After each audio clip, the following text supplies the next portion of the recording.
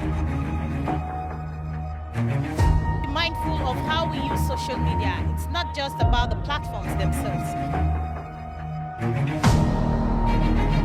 To the preservation of the national unity and democratic stability.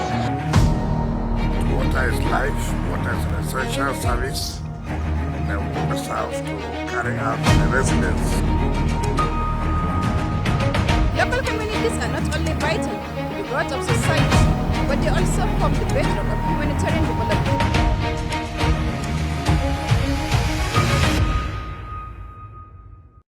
Hello and welcome to The Reporter, a news and current affairs program that goes beyond the headlines, bringing reporters from the field to give first-hand accounts and in-depth analysis of unfolding issues, correspondence perspectives, ensuring balanced, credible, and comprehensive storytelling.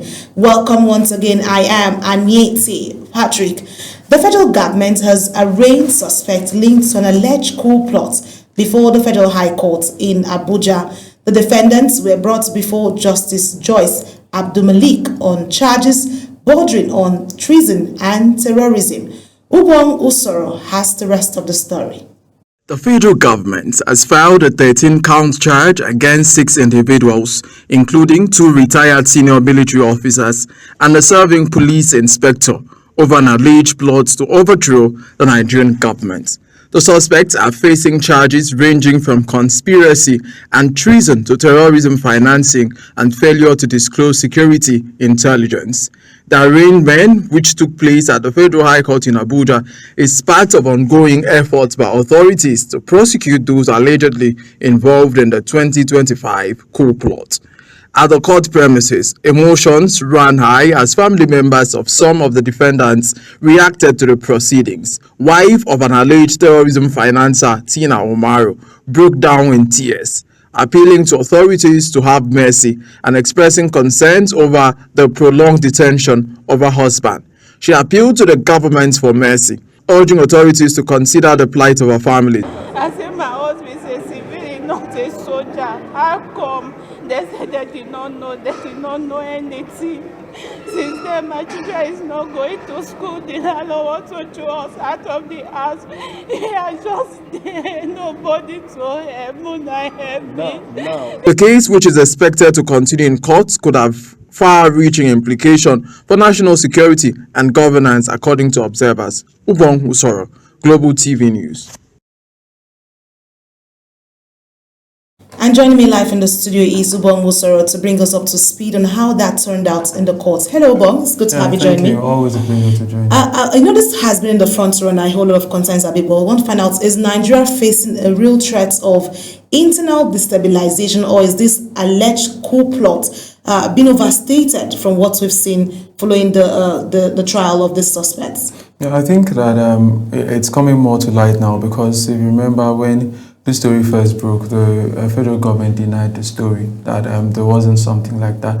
Then later, 2 months later, they came out to say, yes, some persons are undergoing questioning, and since then they've been, we've saw the families come out to protest at a point, saying that they've been held incommunicado, they cannot access those persons. Mm-hmm. And we've heard numbers, some say 14, but from my count today at the court, I think there was about 7 persons that came in for that. And we had the AGF, Attorney General of the Federation. He was also at the High Court today for this particular issue. Lateef Fabemi, he came around. So it means that it was actually true. It means that there's substance. The NIA, the intelligence agency of the government, was able to uncover that some persons were involved, some names were mentioned, and they're undergoing questioning at the time. Okay, so the question right now is, with all of this happening on, so the concern is this a signal of that's terrorism and this particular treason case which we see. So the charge is brought in based on this. Is it a signal or a firm crackdown on national security? Because that's one cause of concern that has been raised. Or is that it is not about due process or prolonged, or is it about due process or prolonged detention, basically, from what we see? Yeah, I think there's also the point of due process, because the federal government seemed to have hidden this for a long time, and people want to ask questions. Why were they hiding it? Well, because they would have charged them to court immediately. Probably they also wanted to have their time to do more investigation, because when they charge them to court, the lawyers will come in and give them advice, and it may be a little bit difficult to extract the kind of information you want. Maybe because we've seen time and time again where the NIA or the DSS write to the court, please give us more time for interrogation. But I think it's a real concern that allegations could still come about coup, because this is about overthrowing democracy. And we do not know to the extent of this for now. We do not know those who were involved, those who funded it. There are names mentioned here and there. So I think the government owes Nigerians at the end of the day a detailed breakdown on those who were involved and what it means. So many will be worried about that as this trial unfolds. Of course, we'll see a lot of things come to play. And the question is, could these impact the public trust of Nigerians or the people on national security? Yeah, I think it will, because even outside international communities will look at Nigeria with one eye, because you don't want to have a government that tomorrow you come in and it is stumbled. It's a grievous offense, and for every country in the world, treason and national security issues are punishable by death. The barest minimum is life imprisonment, so it's a very serious offense. So I think it's not a good light. Maybe that's why the government tried to suppress information, but now the government must be able to stand and deliver justice. Nigerians must know that if you ever conceive or think of something like this, this is the consequence, and it must be clear. Okay, so Ubong, I'm still going to keep you here because we have a whole lot of story from the judiciary, which you were present at that from across party lines and all that. But while we still have Ubong here, let's tell you that the Supreme Court has again reserved judgments in the leadership crisis rocking the African Democratic Congress, ADC, a dispute that could shape the party's future ahead of the 2027 general elections. Global television correspondent Ubong Usoro again was there and now tells us more. The Apex Court's decision followed arguments from rival factions within the party, one aligned with former Senate President David Mark and the other led by Nafiu Bala Gombe. The case is part of a broader push by the court to fast-track internal disputes within political parties, in line with the timeline set by the Independent National Electoral Commission (INEC).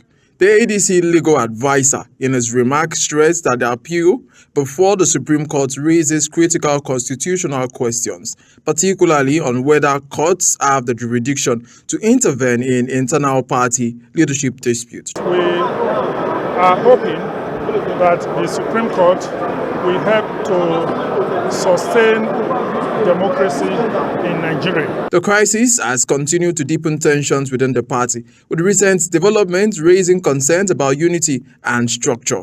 A planned national convention by Bala-led faction in Abuja failed to hold, with reports indicating the absence of delegates and key officials. The party's national publicity secretary, Bolaji Abdullahi, reaffirmed the party's commitment to resolving a crisis through legal means. We are quite confident. The case is very straightforward. We are here today. The court, like the legal advisor has said, we are waiting for a day for the ruling. But we are very confident that the case will be decided in our favor because it's an established case. Senatorial aspirant Anambra ADC Chidi Okoye says the crisis is unfortunate, but it also presents an opportunity for the party to rebuild stronger. The APC government is doing everything within their capabilities to ensure that we don't feature in the forthcoming election. But this is Nigeria, this is democracy. Although they're trying to stifle democracy, but the party leadership will determine the way forward. If a later date, a decision that could determine the leadership structure of the ADC and its readiness for the 2027 elections. Ubong Usoro, Global TV News. And of course, I still have with me in the studio Ubong Usoro. Ubong, let's talk about these issues. Seems to be a lot of legal matters hanging there. The ADC has had its own crisis here, and we've seen it across the party lines. Okay, so, but with the ADC leadership crisis and also the deadline from INEC, will the Supreme Court ruling finally resolve the deepening leadership crisis in the ADC before the 2027 general election? Yeah, I think it will, because the Supreme Court already gave itself a timeline. This case is having what is called accelerated hearing, They gave themselves 10-day ultimatum to be able to finish up this case. And the Supreme Court took time today. The case started very early, around 9 a.m., to listen to the arguments of all those concerned, those who are in support of TV Mark leadership and those who are in support of Nafiu Bala Gombe leadership. So it was an extensive deliberation. The court, in their wisdom, was just listening and listening and listening. So everybody said what they wanted to say, made their argument, and the court now took a position to reserve the ruling.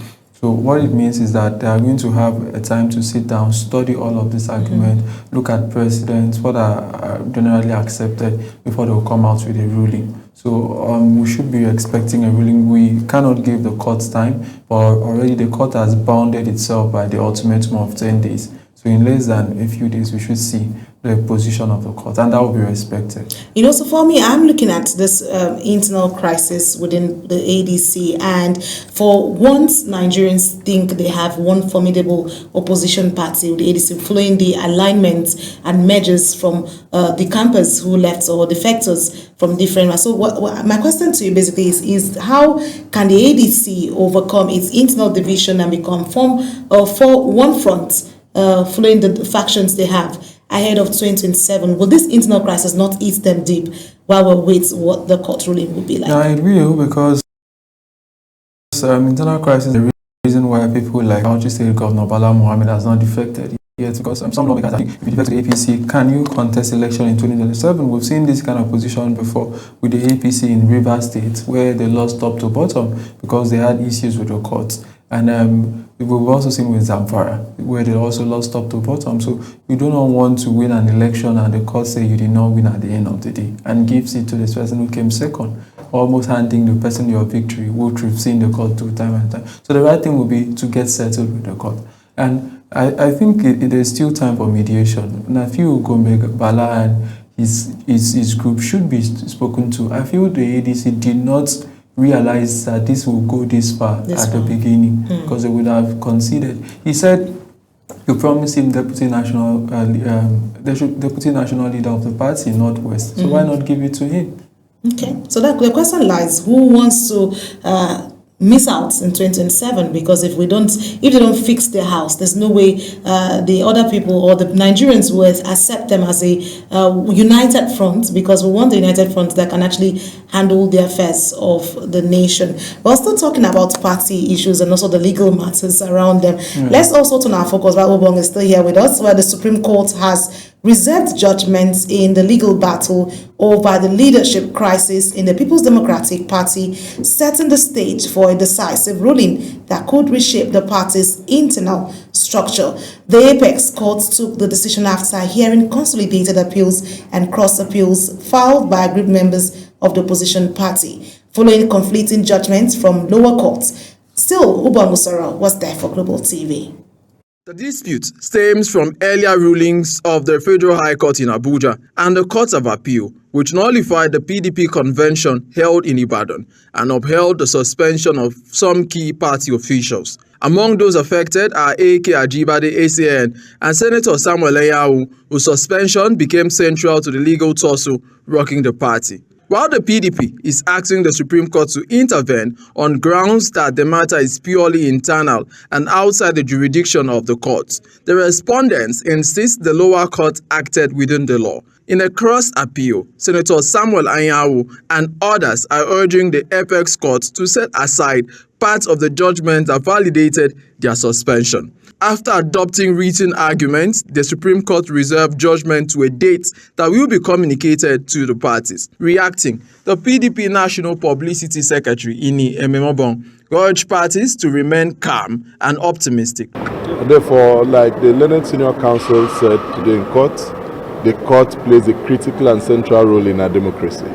Today, the matter relating to the leadership of the People's Democratic Party, of whether that party will remain an opposition party as it should be, at least from now to 2027, or whether it will become an appendage of the APC. The National Publicity Secretary called on party faithfuls to sustain confidence in the judiciary, expressing hope that the Supreme Court would deliver a judgment capable of strengthening democracy and preventing a one-party dominance. He further described the Supreme Court as the ultimate hope of the common man, noting its consistent role in resolving complex political disputes. We have absolute faith in the judiciary, and that is why we have submitted to the jurisdiction of the court, and that's what happened today. The eventual ruling is expected to have far-reaching implications for the stability of the party and the broader political landscape ahead of future elections. Ubong Usoro, Global TV News.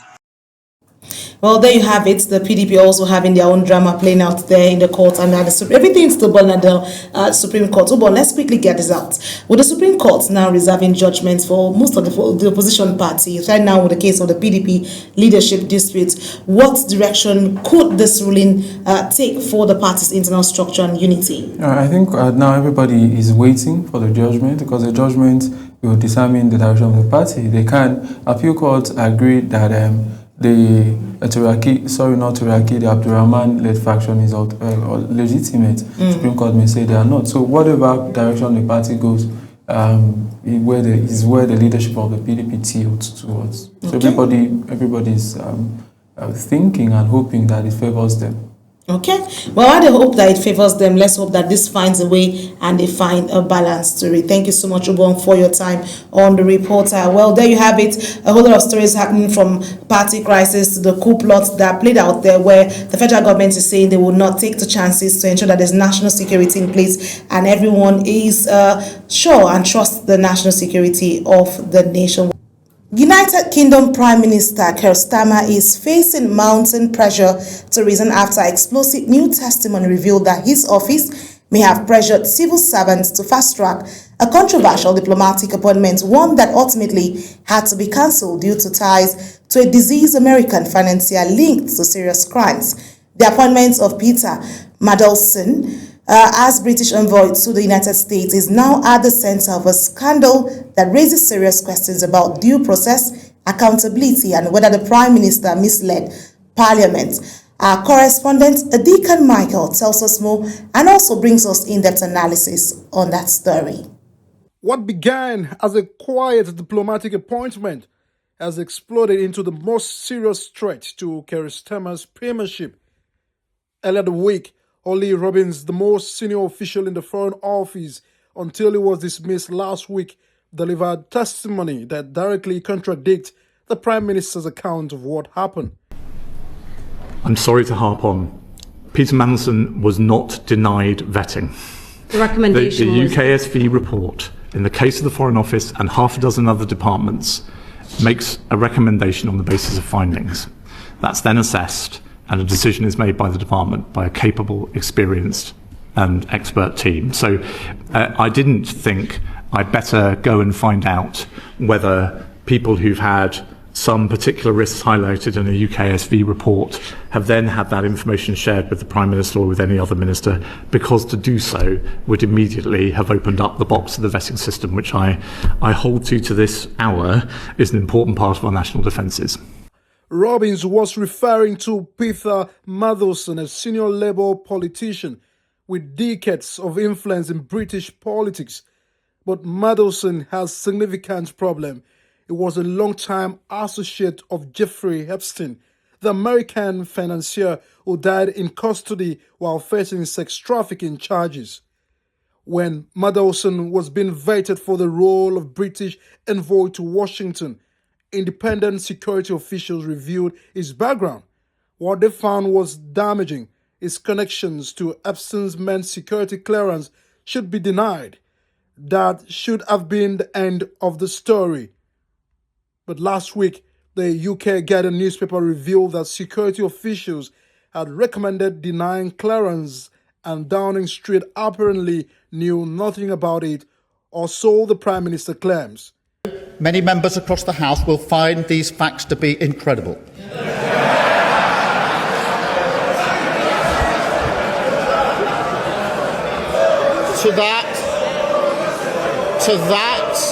To that, I can only say they are right. It beggars belief that throughout the whole timeline of events, officials in the Foreign Office saw fit to withhold this information from the most senior ministers in our system in government. That is not how the vast majority of people in this country expect politics, government or accountability to work. And I do not think it's how most public servants think it should work either. Starmer's defense is straightforward. Officials hid the security information from him, but Robins' testimony undermines that claim. According to the Foreign Office veteran, the problem wasn't concealment, it was pressure. Downing Street, it says, was pushing the process forward too aggressively, that security concerns were essentially sidelined. The government denies this, insisting that asking for progress update is not the same as dismissing security protocols. But in Parliament, the Conservative opposition demanded much more, a vote of no confidence in Starmer's government. The Right Honourable Gentleman's defence is that he, a former Director of Public Prosecutions, is so lacking in curiosity that he chose to ask no questions about the vetting process. He asked no questions about Mandelson's relationship with Epstein. He asked no questions about the security risk Mandelson posed. Apparently, he didn't even speak to Peter Mandelson before his appointment. It doesn't appear that he asked any questions at all. Why? Because he didn't want to know. He had taken the risk. He had chosen his man. Whitehall had to follow. It is the duty of the Prime Minister to ensure he is telling the truth. Or does the Ministerial Code not apply to him? I'm only holding the Prime Minister to the same standard to which he held others. On the 26th of January 2022, the Right Honourable Gentleman said to a previous Prime Minister at this dispatch box, if he misled the House, he must resign. Does he stand by those words, or is there one rule for him and another for everyone else? As for Ollie Robins, he was fired from his position last week. Whether this dismissal was a coincidence or retribution for his willingness to speak to Parliament remains contentious as of today. But the scandal has raised several critical questions. Did the Prime Minister's office pressure all officials? Was the security clearance recommendation properly communicated? And did the Prime Minister mislead the Parliament about what he knew and when he knew it? Well, Prime Minister Keir Starmer maintains he acted in good faith based on the information available to him, but with mounting evidence suggesting otherwise, his political future now hangs in the balance. Parliament will continue debating on this issue as of today. Edika Michael, report. Hello, Anietia. Thanks for having me here on The Reporter. It's a very serious governance crisis issues facing the British government right now. And it's touching on three interconnected issues, which has to do with the credibility, security protocols and accountability at the highest level.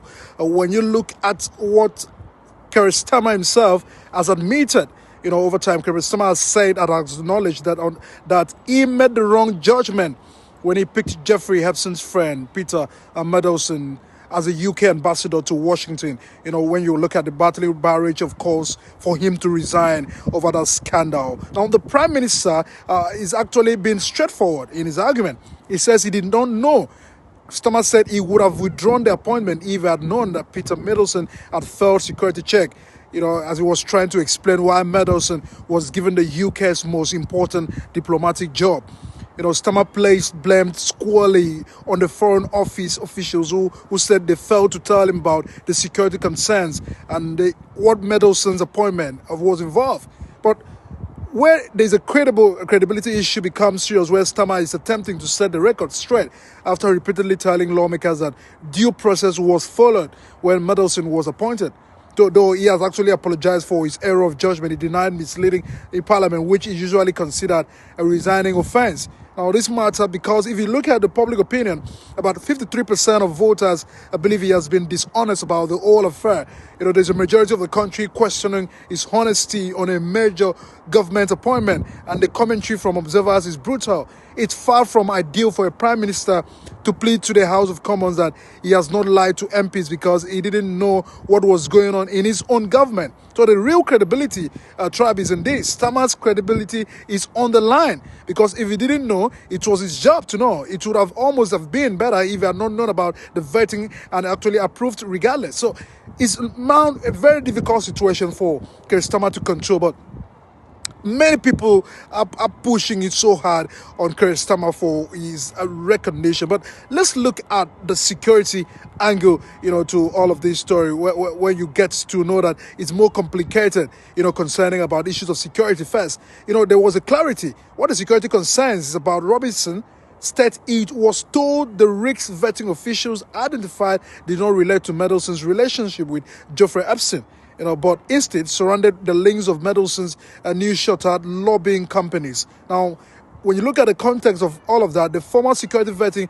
wasn't primarily about, Epstein connection, though that certainly was a reputational risk that officials had flagged separately. But here is the concerning part.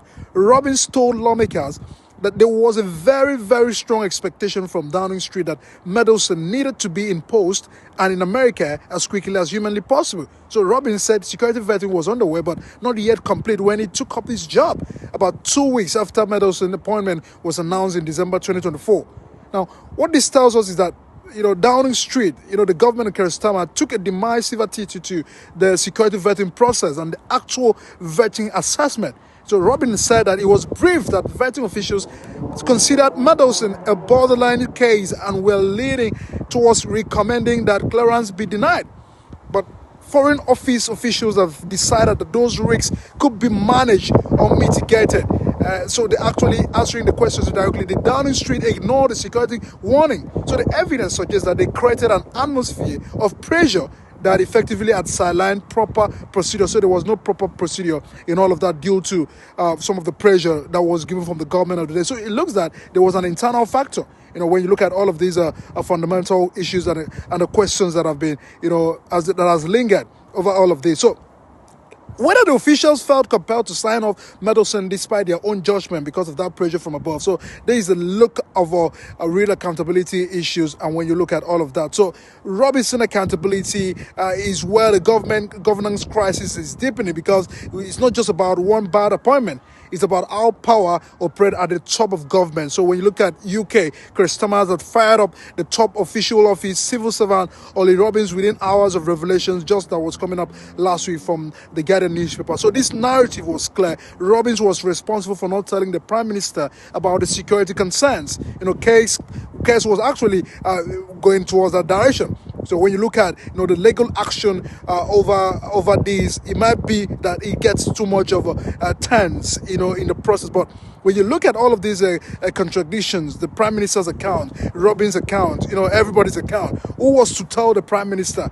So the ball, and of course the whole argument still mounted at Robbins, which was in charge of the screening vetting process at that time, or to have briefed the Prime Minister that Peter Mendelssohn was not, properly checked in security-wise. So there was even about a report about all of that lingers, prior to that. So that is what Keir Starmer is holding on to. And this argument, of course, I've also seen that a lot of the people of the United Kingdom are not happy, particularly with Keir Starmer about his inconsistency in giving this account. So that is what is actually playing out right here in the British. Of course, we've seen that the MPs have invited the Chief of Staff to the government of Keir Starmer to come for questioning next week to get update about the stance, the process, and how these had happened through the government of Keir Starmer.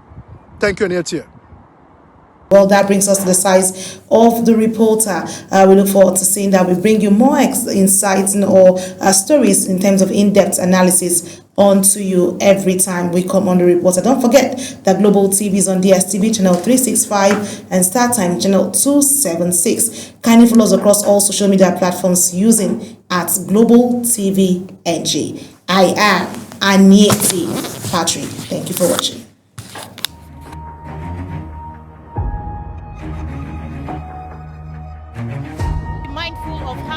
Social media. It's not just about the platforms themselves. To the preservation of the national unity and democratic stability.